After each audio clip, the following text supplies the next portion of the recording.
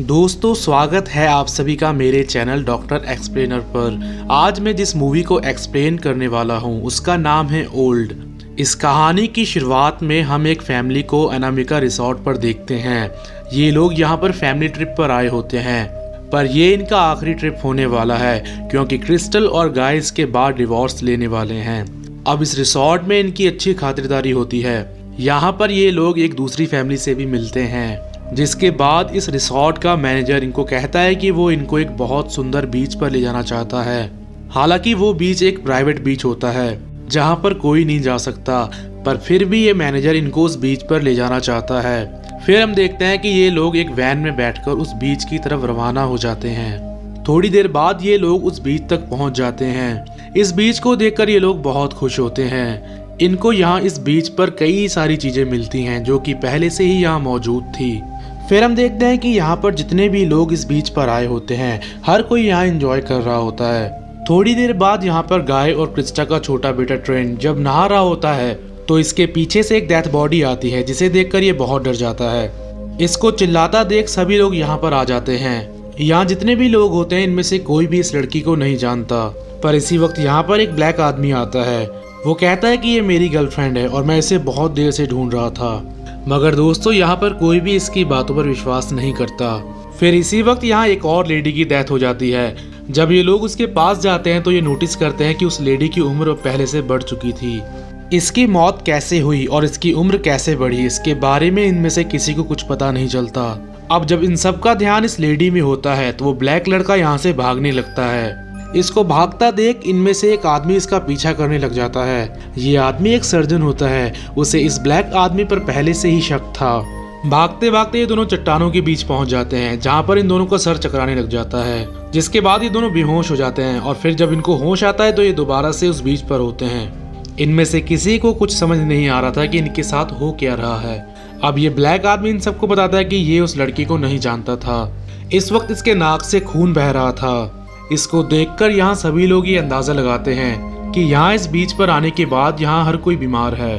अब इन लोगों को ये पता चल चुका है कि जब से ये लोग इस बीच पर आए हैं तब से इनके साथ कुछ अजीबोगरीब घटनाएं घट रही हैं। क्रिस्टल को अपने बच्चों की फिक्र होने लग जाती है क्योंकि इस वक्त इसके साथ इसके बच्चे नहीं होते।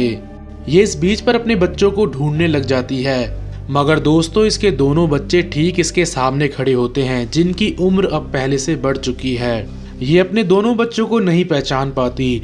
जिसके बाद दोस्तों हम देखते हैं कि यहाँ पर हर शख्स की उम्र अपने आप बढ़ने लग जाती है। ये सब इनके साथ कैसे हो रहा है इसके बारे में किसी को कुछ नहीं पता। सर्जन को लगता है कि ये सब कुछ वो ब्लैक आदमी कर रहा है, इसलिए ये उसे एक पंच मारता है, जिसके बाद उसके चेहरे पर खून निकलने लग जाता है। लेकिन दोस्तों देखते ही देखते उस आदमी का जख्म अपने आप ठीक हो जाता है। ये सब देखकर ये लोग एक बार फिर से गहरी सोच में पड़ जाते हैं कि इनके साथ आखिर ये सब हो क्या रहा है। अब ये सभी लोग अपनी बढ़ती उम्र का अंदाजा लगाते हैं। इन सभी लोगों के अनुमान के अनुसार इनकी उम्र हर आधे घंटे में 1 साल बढ़ रही है। यानी अगर दोस्तों ये लोग कुछ घंटे में यहाँ से बाहर नहीं निकले तो ये अपनी बढ़ती उम्र से ही यहाँ मारे जाएंगे। अब ये सभी लोग इस बीच से बाहर निकलना चाहते हैं, लेकिन इस बीच पर बड़ी बड़ी चट्टानें होती हैं जिनको ये लोग पार नहीं कर सकते। इनमें से एक आदमी इनको समुद्र पार करने के लिए कहता है, पर यह रास्ता इनके लिए काफी खतरनाक हो सकता है, इसलिए ये लोग अभी यहाँ से नहीं जाना चाहते। इसी वक्त क्रिस्टल के पेट में दर्द हो जाता है, जिससे वो यहाँ पर बेहोश हो जाती है। सर्जन इसका पेट चीरकर देखना चाहता है कि उसके पेट में क्या गड़बड़ है, मगर जब भी वो इसके पेट पर कट करता है इसका घाव भी उस ब्लैक आदमी की तरह भर जाता है। फिर सर्जन इन सबसे कहता है कि मैं जब भी इसके पेट को काटूं तुम लोग इसके पेट की स्किन को पकड़ लेना। और फिर ये लोग ऐसे ही करते हैं। सर्जन इसके पेट में कट मारकर वहां से एक स्टोन निकालता है, जिसके बाद जब ये लोग इसके पेट को छोड़ते हैं तो इसका जख्म एक बार फिर से अपने आप ही भर जाता है। अब वो ब्लैक आदमी अपनी गर्लफ्रेंड की डेथ बॉडी को देखने के लिए जाता है, लेकिन जैसे ही ये उस कपड़े को हटाता है ये देखता है कि इसके गर्लफ्रेंड की डेथ बॉडी अब स्केलेटन में बदल चुकी है। इसको देखने के बाद ये सभी लोग बहुत हैरान होते हैं क्योंकि एक डेथ बॉडी को स्केलेटन बनने में कई साल लग जाते हैं। अब दोस्तों इधर हम ट्रेंट को देखते हैं जो कि पहले से भी बहुत बड़ा हो चुका था। वो पिछले काफी देर से सर्जन की बेटी के साथ था।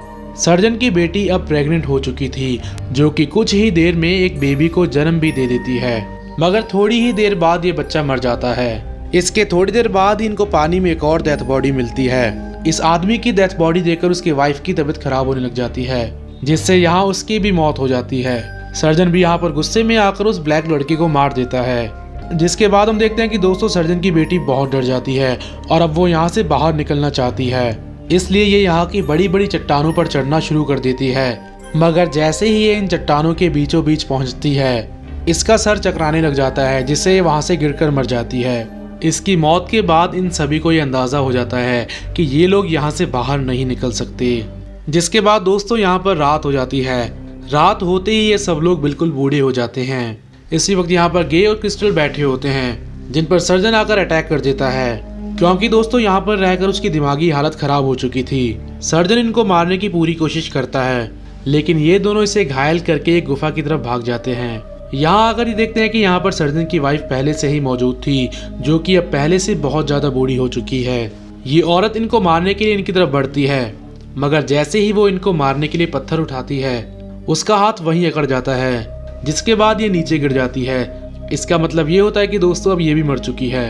अब यहाँ इस बीच पर क्रिस्टल और गे का परिवार बचता है, बाकी सभी लोग मारे जा चुके हैं। ये सभी लोग बीच के पास बैठकर बातें करने लग जाते हैं और फिर जब सुबह होती है तो हम देखते हैं कि ये दोनों भाई बहन ही जिंदा हैं। इनके पेरेंट्स भी बाकियों की तरह बढ़ती उम्र की वजह से मारे जा चुके हैं। अब तक ये दोनों भी बहुत बड़े हो चुके थे।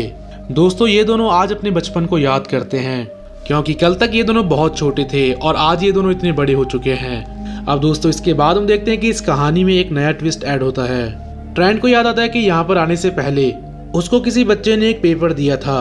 फिर जब ये उस पेपर को पढ़ता है तो वहाँ पर एक कोड लैंग्वेज होती है। जब ये उस कोड को सॉल्व करता है तो वहाँ पर लिखा होता है कि my uncle does not like the coral, जिसका मतलब ये होता है कि वो बच्चा इनको कहना चाहता है कि मेरे अंकल को कोरल पसंद नहीं है, और उसका अंकल वही होता है जिसने इनको यहाँ पर भेजा था। यानी अगर उसको कोरल पसंद नहीं तो इसका मतलब ये होता है कि वही इनका यहाँ से बाहर निकलने का रास्ता होगा। फिर हम देखते हैं कि इनको समझ आ चुका है कि इनको उस कोरल को पार करके ही यहाँ से बाहर निकलना होगा।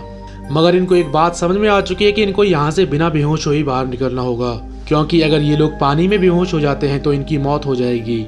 अब दोस्तों ये दोनों हिम्मत कर इस पानी में कूद जाते हैं। पानी के अंदर आते ही मैडॉक्स के कपड़े नीचे कहीं फंस जाते हैं। ट्रेंट उसे निकालने की बहुत कोशिश करता है, मगर काफी कोशिशों के बाद भी ये उसे बाहर नहीं निकाल पा रहा था। इसी वक्त हम यहाँ पर एक आदमी को देखते हैं, जो कि अपनी दूरबीन से इन सभी को यहाँ पर देख रहा था। ये आदमी कोई और नहीं, ये वही होता है जो अपनी वैन में इन सबको यहाँ पर लेकर आया था। अब जब ट्रेंट और मैडॉक्स पानी से बाहर नहीं आते तो ये आदमी वापस उसी रिसोर्ट में आ जाता है। मगर दोस्तों इस बार हम इस रिसोर्ट में एक लैब को देखते हैं। ये यहाँ पर आकर मैनेजर को बताता है कि वो सभी लोग मारे जा चुके हैं। अब दोस्तों उन सभी की उम्र एकदम से क्यों बढ़ रही थी, उसकी सच्चाई हमें इस लैब में पता चलती है। दरअसल दोस्तों ये कोई रिसोर्ट नहीं था, बल्कि ये तो एक रिसर्च लैब होती है। यहाँ काम करता हर व्यक्ति रिसर्चर होता है। इन लोगों को अपना एक टेस्ट कंप्लीट करना था। अगर ये लोग इस टेस्ट को गवर्नमेंट की अनुमति के अनुसार करते तो इनको कई साल लग जाते। आज इन्होंने अपना 73rd एक्सपेरिमेंट कंप्लीट किया था। यानी दोस्तों आज से पहले ये लोग 73 बार उस बीच पर लोगों को भेज चुके हैं। जब भी कोई इस रिसोर्ट में आता था तो ये लोग उसे एक वेलकम ड्रिंक पिलाते थे, और उसी वेलकम ड्रिंक में ये लोग उस दवाई को मिलाते थे जिस पर ये एक्सपेरिमेंट कर रहे थे।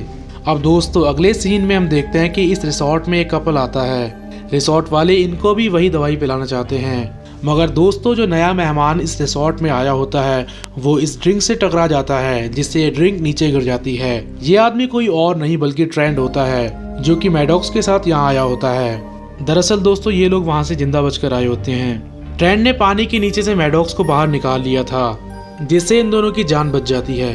ट्रेंट यहाँ पहले से ही तैयारी के साथ आया हुआ था। इसे वहाँ बीच पर जो डायरी मिली थी ये उसे पुलिस के पास लेकर जाता है, जिससे अब दोस्तों बहुत जल्द पुलिस यहाँ तक आ जाएगी। फिर दोस्तों इस मूवी के एंड में ट्रेंट उस छोटे बच्चे को थैंक्स बोलता है। फिर ये दोनों एक हेलीकॉप्टर में बैठकर यहाँ से चले जाते हैं और ये मूवी यहाँ पर खत्म हो जाती है।